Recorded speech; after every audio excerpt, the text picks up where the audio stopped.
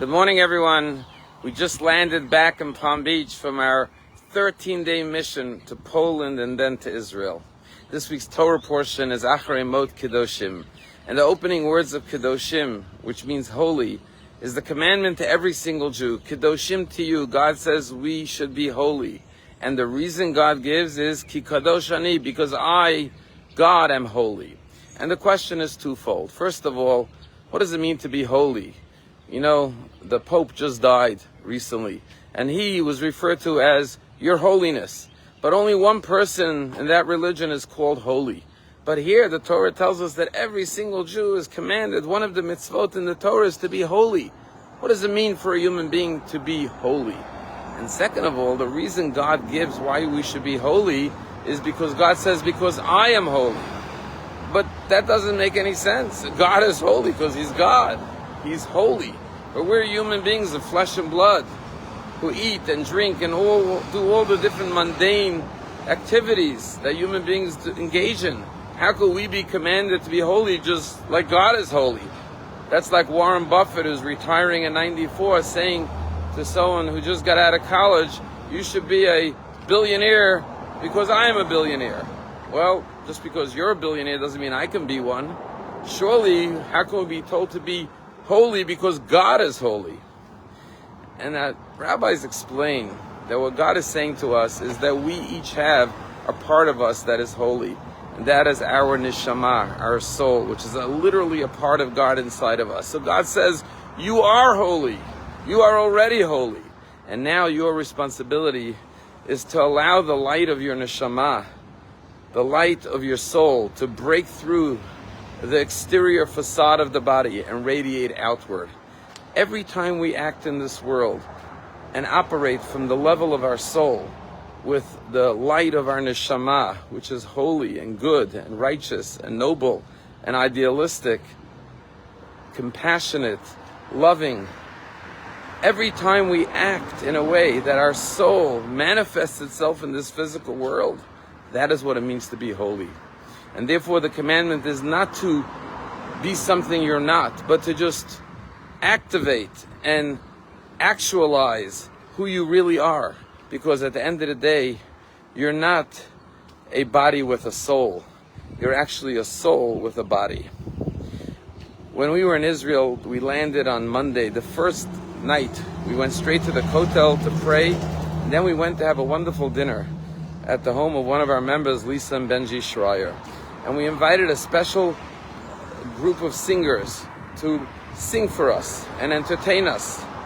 And they are literally a very special group because they are special in uniform. You see, Israel is the only army in the world that has a special division for special needs young men and women.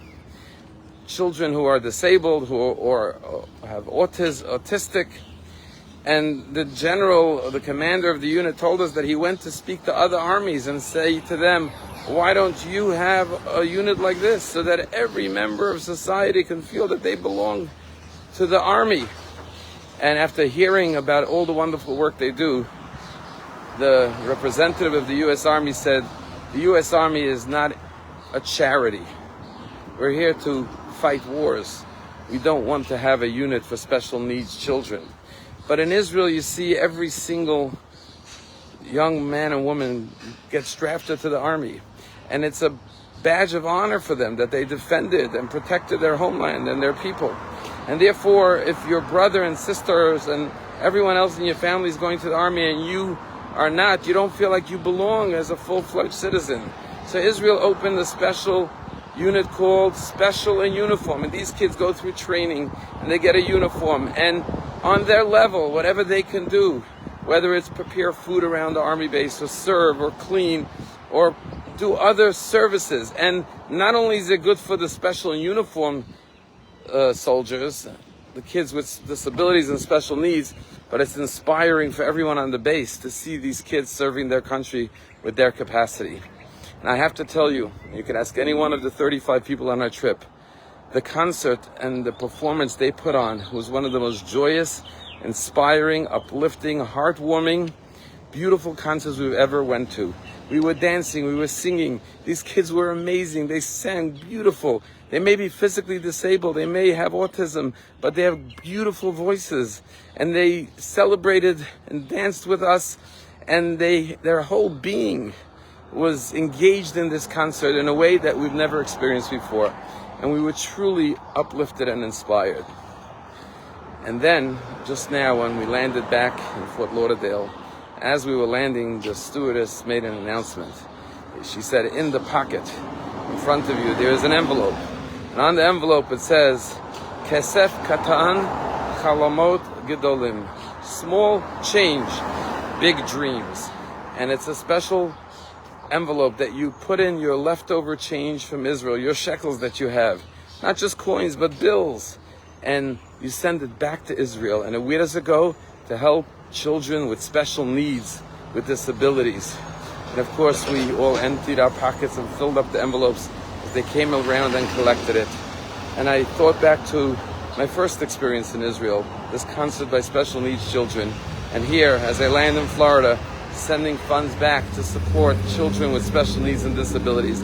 That's what it means to be holy. To be holy means to see the soul in every single human being. You look at a child with disabilities, with autism, they have a neshama that's a part of God just like you and I. And they can radiate their soul into this world just like you and I.